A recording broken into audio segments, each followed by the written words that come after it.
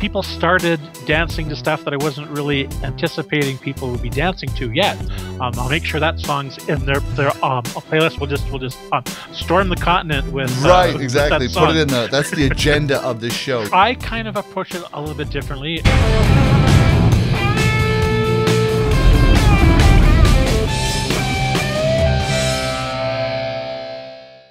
Welcome back. It's another week, and it's another Mobile Music Thursday. I'm your host, Jason Jones, and I'm really excited about tonight's guest because we get to go to my brothers to the north. You see, I grew up in North Dakota, which we always considered kind of southern Canada, and so every time I get to talk to a Canadian, I'm happy because I love their accent when they say "boot it" and all that good stuff. So tonight we get to talk to a fellow who's been in the DJ business for 20 years and working in the Calgary market up in Canada, playing music and weddings. Focusing on weddings and also doing corporate events as well as some sporting events too. The name of the company is Sound Celebrations, and he's a single operator up in that area. His name is Eric Fryer. Eric, welcome to Mobile Music Thursday. It's really great to great to have you here.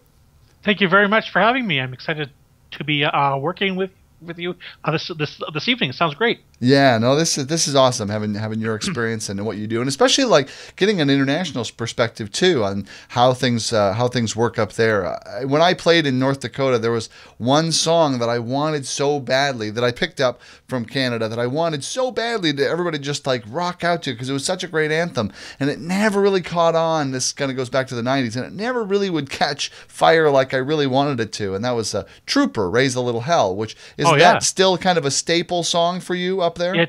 It's especially with the sporting events that you mentioned in the introduction. It's one of the ones that gets the crowd bumping and stuff like that. Yeah, not so much for dances, but yeah, it's great. Yeah, great. And sporting events, okay, but it's kind of tepid at dances though. People don't jump like, oh, Raise a Little Hell. They don't get out there and stomp their feet. Now it just seems like an anthem song, like fun kind of reintroduced anthems and how much fun they can be. And now you hear them all over the place.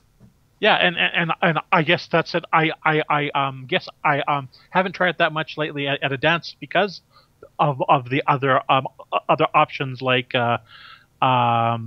You Shook Me All Night Long and those kind of things. I guess I haven't really attempted it much at well, it was kind of an older dance, but yeah. It was an older song in the '90s when I was playing it. Maybe it's just timed out, you know, that does have it. That's on my list. You know, at the end of every show, I always ask, like, what is the one song you wish everyone would get into? And that's on my list of songs that I wish everyone would be like, I love this song. You know. So you and I and everybody watching should just I'll make sure that song's in their playlist. We'll just storm the continent with exactly. With that song. Put it in that's the agenda of this show. You finally figured it out. My agenda is to get my favorite songs played, like not only played but also popular at dances. We'll make a donut between two really popular songs to carry people. That sounds great. Let's do it. Right, we'll find a way. We'll make it. We'll create magic sets around our favorite songs to make them popular. That's how we'll undermine something. Anyway, let's talk about the way you DJ and the way that you work. Now, of course, this is still around the holiday music or holiday party season. And are holiday parties, DJing holiday parties, still something that you frequently get a call for? Yes. Well, this season was down a little bit. Probably economic factors might have things to do with that. I also did a price change, so that might have I jumped a little bit in price, so I might have lost a little bit of work that way. But Eric gets a raise. I was quite busy from the first weekend in November until this last weekend was pretty much at least every Saturday, and the last 3 weeks Friday, Saturday. For sure, busy. Yeah. How would you say that the difference? What would you say the difference is in preparing your music and collecting information on what you're going to play with clients for company party events and, say, a wedding? Is there much different? I kind of approach it a little bit differently because most of the weddings I do are kind of multi-generational events and stuff. there's a lot more variety, I guess, in age groups. So there's a lot more variety in the weddings I do. So I kind of tighten up my song list a little bit when it's a corporate function, because most of the people are, you know, in working age, I guess. So sure. And do you find that do they dictate more, like kind of what they want you to play, and like kind of try to micromanage you in that way, or is your experience more like, let's get Eric because we know that he's going to be great with the music and we don't have to worry about it? My experience this Christmas was mostly people expected us as DJs to perform and do that. I had one group that was planning on having an list from each department of songs, okay, and mailing it in to me, and the contact said unfortunately she wasn't able to get that all together, and which is a relief that I didn't get 15 songs from right, yeah, not always exactly a blessing. No, really, it's exactly. okay. I can still do a great show. I think I could maybe manage with I'll this. manage, yeah, somehow. I'll think of a song to play. Exactly. So like thinking of like your last holiday party that you did, how is that? How did you program that? How did you program that event? So what did you start with music wise to kind of get it going, or how do you get it going? Sure. The last event I did, it was probably my 5th or 6th time performing for this group. So I wanted to do things a little bit different. So I kind of changed up things a little bit. I did a kind of a jazzy kind of version of Christmas songs, like Christmas. During cocktails, I did kind of an instrumental, kind of jazzed up kind of versions of Christmas carols. Okay, is this this is instrumental? Yes, yeah, because okay. People, it was in a restaurant, so the cocktail area and the dance floor were in one part of the restaurant, and the dining was in a different part of the thing, but still within range that they could hear. So I sonically made a choice to have those two parts of the evening different sonically too. I guess I did the cocktail jazzy kind of thing, and then the dinner music was something different. So okay, and then how did you start the dance? So then they actually started. I was transitioning then from that to more kind of fun, kind of upbeat stuff as dessert was being served, because I was expecting them to come in, and because I'd worked with them in the past, I was expecting them to come and join me in the room. So sure, you got to kind of have a rhythm with them. You know the audience well. Exactly. So people started dancing to stuff that I wasn't really anticipating people would be dancing to yet. So really, like what? Can you recall specifically? I'm just gonna have a quick look here when that actually happened. Yeah, I was doing like some like fun stuff, like the U2's version of a Christmas Baby and that kind of stuff. So more kind of upbeat Christmas stuff, and people started coming up and dancing. So cool. So a woman came up and said, "Can you put on some AC/DC?" Which I normally would save to later on in the evening once they're a little lubricated. Right. But she asked first to put on "You Shook Me All Night Long," and you opened with that. Okay. Yeah. So more people joined her on the dance floor, and we just kind of started right from that point, going to what by the end of the night turned out to be quite a fun night. Actually, it was that's great. It was comfortable because I'd worked with them before. Right. So now you're in rock and roll. Yeah, you're like really early 80s, maybe late 70s rock and roll. And so where do you go from there with this group? Did you continue to do some more 80s rock?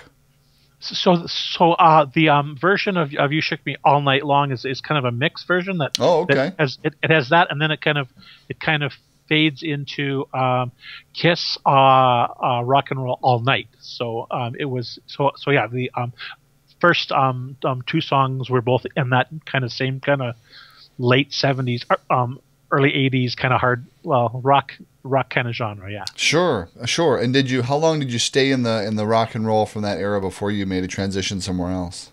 So then I transitioned to where I plan on starting. My company is Sound Celebration, so often I start off with Cool and the Gang Celebration, and then I mention that I'm here. I'm taking lots of requests and that kind of thing. Sure. And my what we've been doing lately is because of the this group was people in their 20s and then people that were in their 40s and 50s. Mm-hmm. I was kind of my plan was to kind of stay in that kind of genre, but kind of alternate between newer songs and older songs. Okay. So from Celebration, then I went into a Treasure. Oh, wow. Okay. So you don't necessarily, it doesn't sound like you stay married to doing like 3 song sets of a genre or type or era, but you'll kind of move around cross genre, cross era, that sort of thing when you play. Would that be about right? Or is that just kind of what you did with this particular group? Well, it's something I used to do, but what's something you used to do? It was three song sets, roughly the same genre and stuff. But 2 mobile beats ago, I sat in on Jim Harone's presentation, and he was talking about that.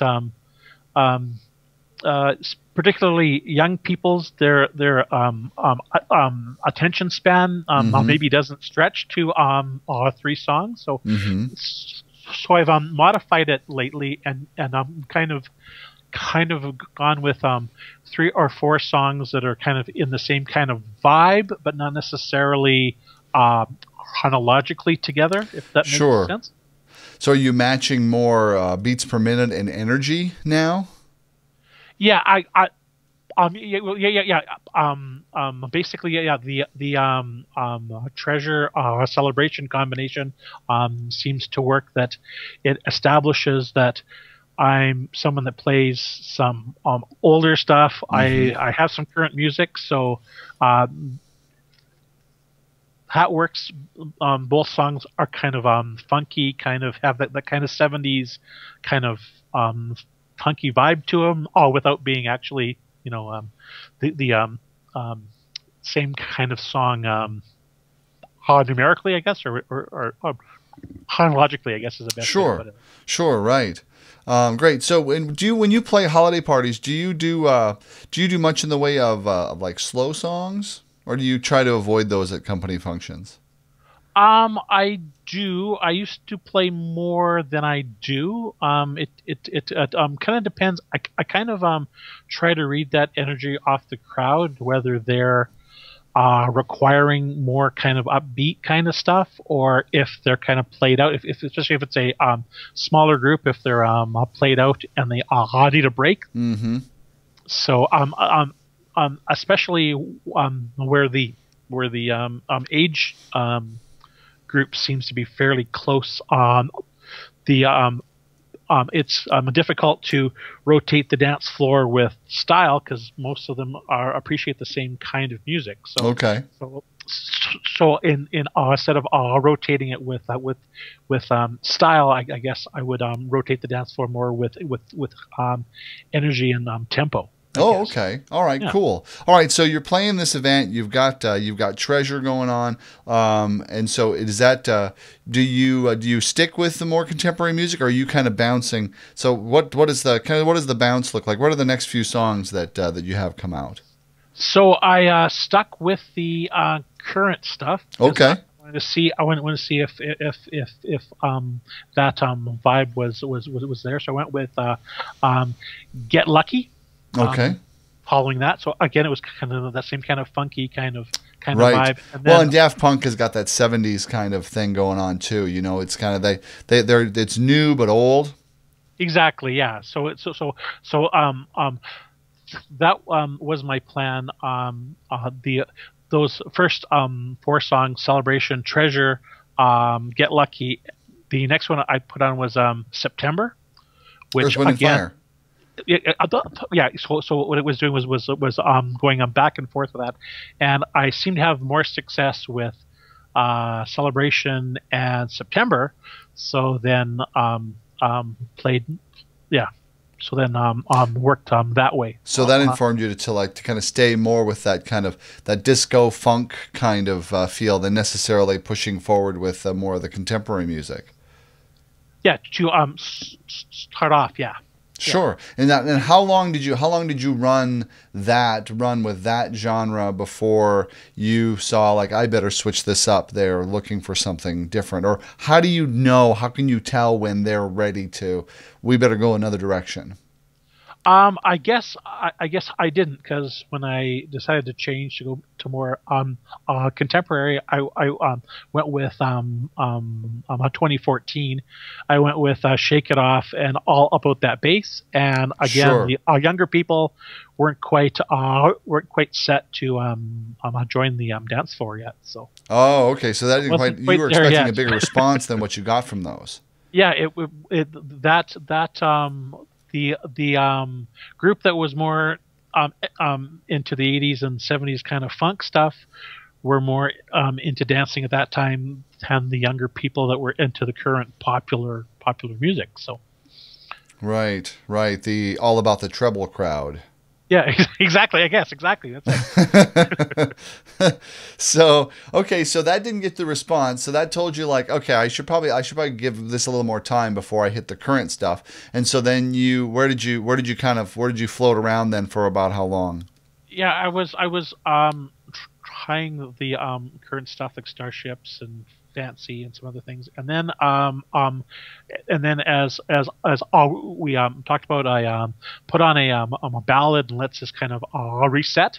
Okay. So I went with the Eagles, because it's Christmas time. One of my favorite songs to put on is "Please Come Home for Christmas" as a Oh, you ballad. actually play Christmas tunes during the dance. Well, that one, I guess. Yeah. That particular Eagles ballad, I guess, is one of the first ballads I usually do during a Christmas. Okay, cool. And it's received well. I mean, because like it seems like holiday music at a dance can cut.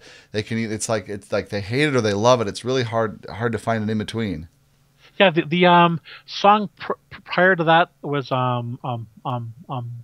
Hideaway. I had two couples. Please Come Home for Christmas. I had three, so I had one couple join on anyway, and then went to My Girl Temptations. So it wasn't quite a slow ballad, but a good transition. And went to more of a Motown feel, and that got people up on the dance floor. Great, yeah. Clearly, It's like you can never go wrong with Motown, you know. Yeah, and which always kind of surprises me, being in Canada. That kind of vibe you don't think of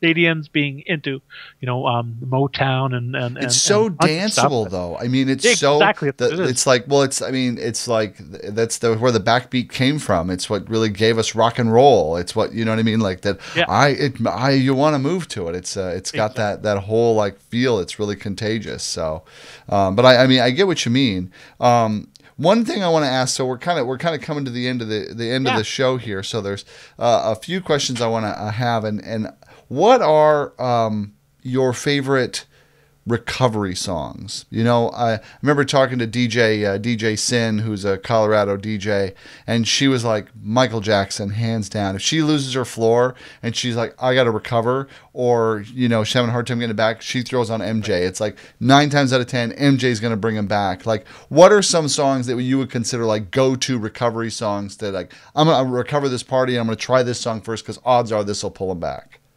So yeah, a Billie Jean, Michael Jackson, or "I Want You Back" by a Jackson 5, or certainly Yeah, two so I use. the Jacksons are really a go-to music for you.